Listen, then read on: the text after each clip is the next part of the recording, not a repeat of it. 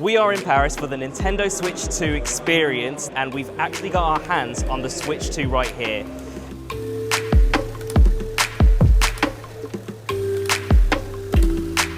So, one of the things is how the Joy-Con comes off.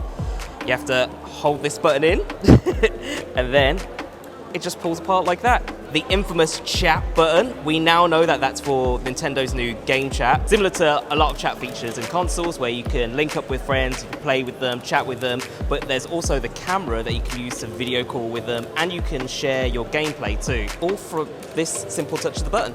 It's got USB-C port over here. You've got your usual power button, volume buttons, that is your headphone port, then game cart port. If we look on the other side, another USB-C port for charging. You got your speakers, and then on the back we've got the new stand as well, which you can use to put it in desktop mode, tabletop mode, tabletop mode if you wish. That's the Switch 2 in a nutshell. Simple, easy, light.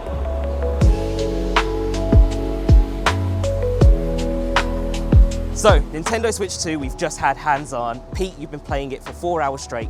Quick thoughts? You know, I was a little bit trepidatious. As it is, I love what I've played. I mean, in a way, 4 hours is a long time, but it's also a short time. Yeah. You know, we're going to spend hours and years with this device in the years ahead. But I think it is bigger, it is better, it is the Switch, but more.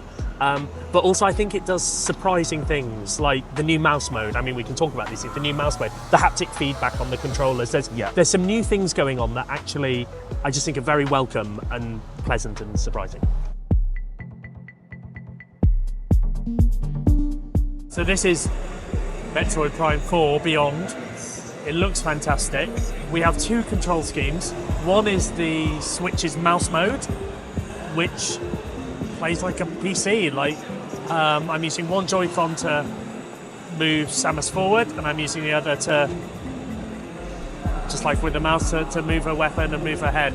But I can switch at any point to another control scheme where I'm using the Joy-Cons almost like a traditional controller. And when you do that and put it back in mouse mode, it turns that joystick off, so you're just using it as a mouse. It's very clever, works really well.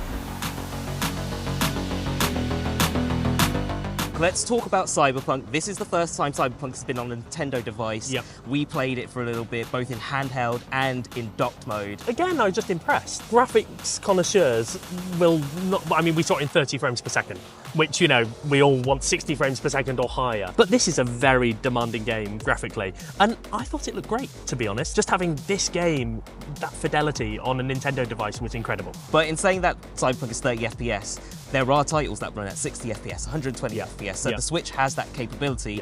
Just Cyberpunk isn't one of those games, it actually performs better in 30 FPS. We saw some of those games performing in higher frame rates, so there are these enhanced editions that they're releasing for Switch. We played Legend of Zelda Breath of the Wild and Tears of the Kingdom as well.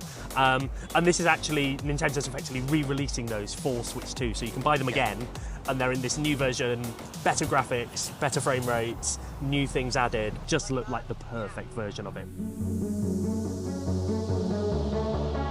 In this game, each hand is controlling a wheel.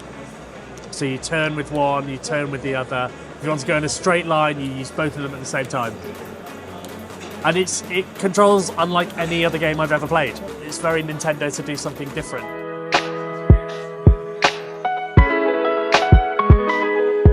We also had hands-on time with the new Mario Kart World and the new Donkey Kong game. They looked shiny, pretty, enjoyable to play. Did you enjoy what you played so far? Yeah, I feel like Mario Kart World might be the title I'm most excited about. The fact that this is a huge world, you can drive across it, seems like you can drive across it in the middle of a race if you so choose, you know. Yeah.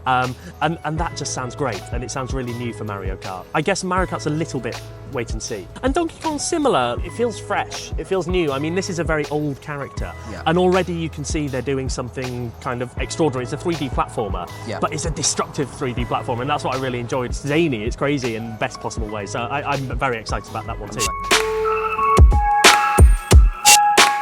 Future future of Nintendo? Well, what are we thinking? Like, now that we've played it for 4 hours straight? The future of Nintendo, from what I can see, is broader. You know, we've already talked about Cyberpunk and Mario Kart. You know, the expanse of games that this device can play is probably bigger than any Nintendo device to date. I think we're going to get more third-party releases. We're already seeing like Split Fiction and the A game is on there. So I think it's going to be broader. I'd like to see how Nintendo balance that, because they've always been quite a controlled environment almost. So I think that's going to be a challenge for them. In terms of as a gamer, I just think that's exciting. You know, I can't wait to play every game on my Switch 2. Big year for Nintendo. You can get your hands on the Nintendo Switch 2 June 5th when it releases worldwide. I'm excited. I can't wait to have a little Nintendo device that I can just play Cyberpunk on the go. It's mind-boggling for me.